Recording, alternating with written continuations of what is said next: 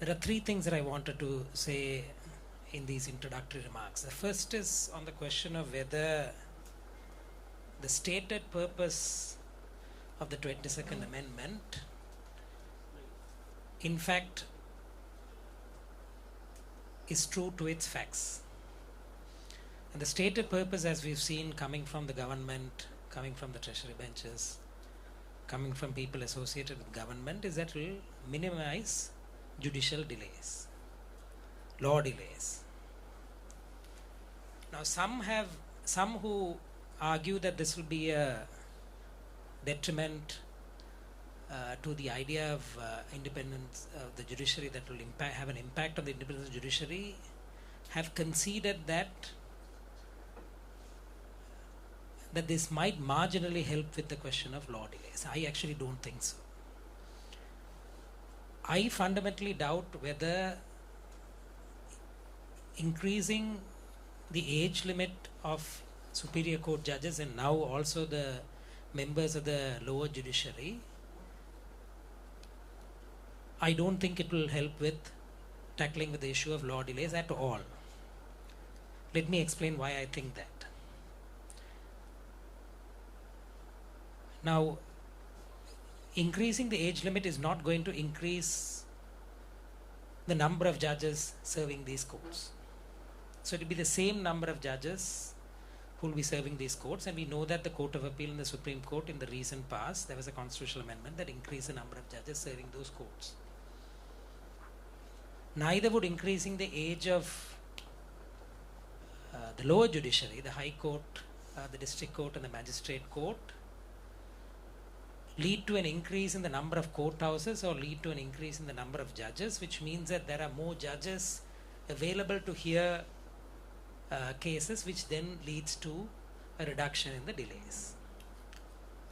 So if the same judges are going to sit for 2 more years, my question is, how does it help with minimizing delay?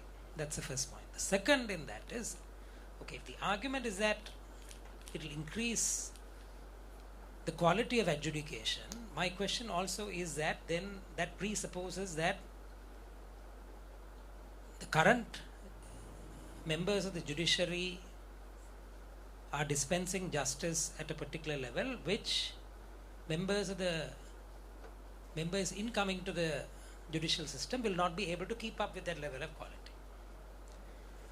Now, I do not know where that argument is coming from.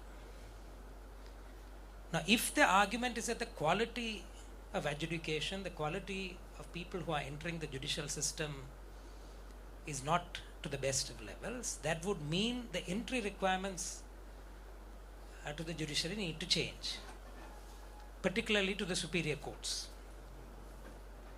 Now, if you look at the superior courts, I have been a big critic for a long time now, that the superior courts largely draw from the Attorney General's department. I hope Mr. Saleh doesn't mind me saying that. In that, there is one institution of state which has provided the most number of Superior Court judges in the last 20-30 years, if not more. Preponderant. Right? Invitation to members of the private bar to serve on the Superior Courts has been kept at a very minimal. You compare, for example, India for that matter, the invitation to members of the private bar to serve in superior courts, there's been a more open approach to it.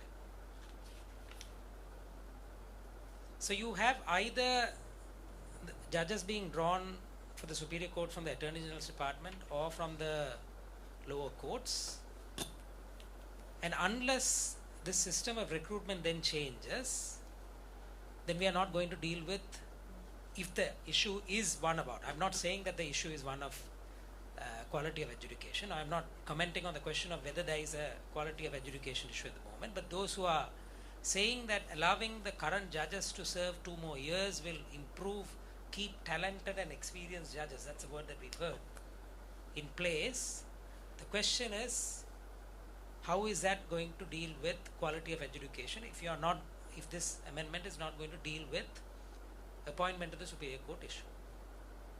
So I don't think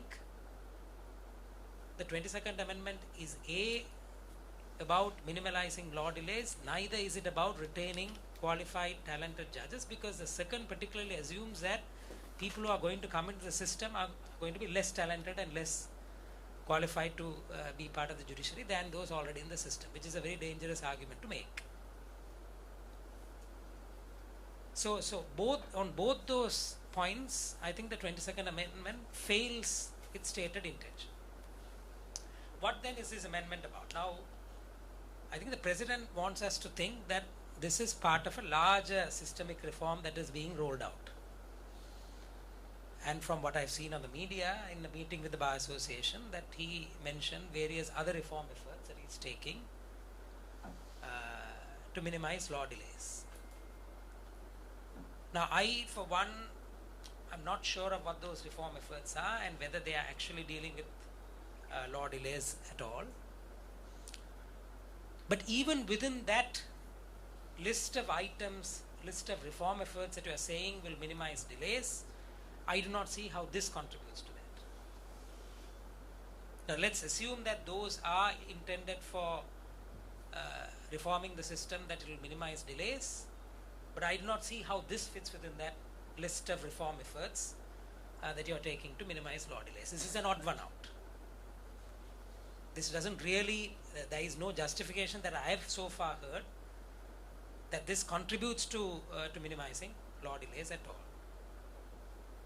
Which then leads us to this question of which Mr. Salipur is in a number of media interventions now, at least two that I have had the opportunity to watch, has addressed convincingly, and I hope we'll hear from him also in single on that, which is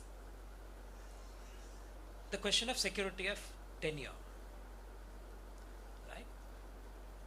Now, the argument is that independence of judiciary is connected to the question of security of tenure, and that is why in the Constitution in Article 107.5 deals with the retirement age of both Superior Court, the Supreme Court and Court of Appeal judges.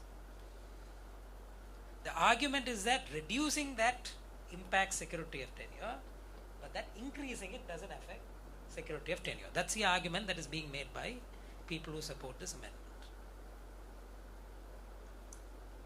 But the issue here is not about increasing or decreasing, but one of control.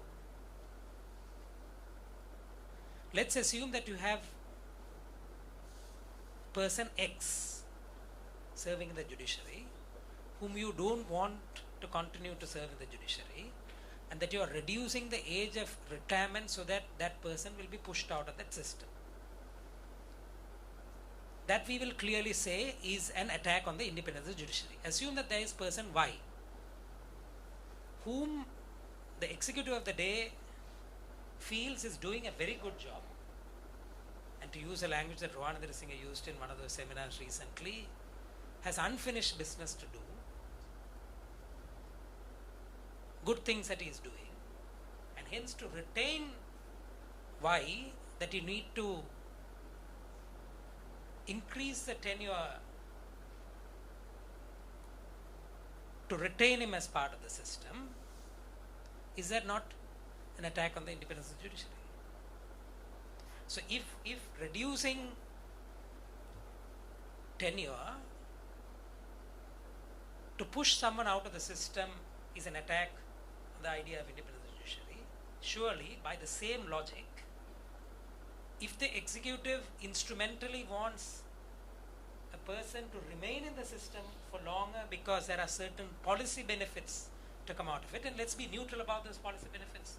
Let's assume that those policy benefits are positive for a moment. Would that also not be an attack on the independence of the judiciary? Now, you will only agree with me if you agree then with the larger approach that we are taking to constitutional interpretation. Just before we started, I told Juan that one of my most, someone whom I looked up to, someone whom I read quite a bit, a political theorist of this country whom I thought also understood the grievances of the numerically smaller communities in this country, Professor Jayadeva Yangada, has written an article today in the Daily News where he's calling the debate around the 22nd Amendment as an instance of class. That, I think, is the problem. Now, why do I say this? And I think we need to be very, very clear about this, and that we can't be wishy-washy about this. And what is this issue here? On the one hand, a liberal approach to constitutionalism, which isn't, and here I'm not talking about a Western liberal sort of, framework. By a liberal approach to constitutionalism, I mean people who are worried as much as about process as they are about substance. That process also is valuable and important to a functioning democracy. That is what I mean by a liberal approach to constitutionalism. So if you worry about a process-based approach that is equal to everyone, that is not instrumental in its objective, that is not doing something so that a certain set of policy goals which are important to the incumbent government is important, and that process remains whether it is government A, government B, government C, and that they have to follow the same process to be able to bring in constitutional reforms, then this is not a class war. This is about defending a constitutional government, defending constitutionalism.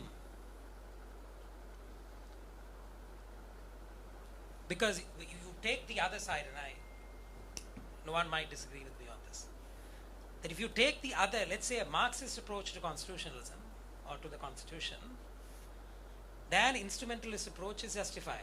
Because what is most important is the substantive justice, is about what the outcome is about achieving the goals of what you have set out in forming a government, and in that process can be sacrificed.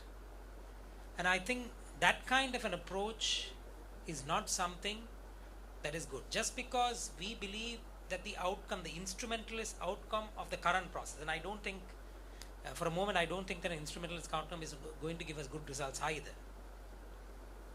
Right? But assume that you agree that this instrumentalist approach of increasing the tenure of judges so that you retain certain individual or individuals as part of the system is going to deliver good results. Even then, if you support that, then you will have to also then support someone who might want to reduce the tenure, or someone who might want to keep a particular person in the system because he is favorable to the government in power.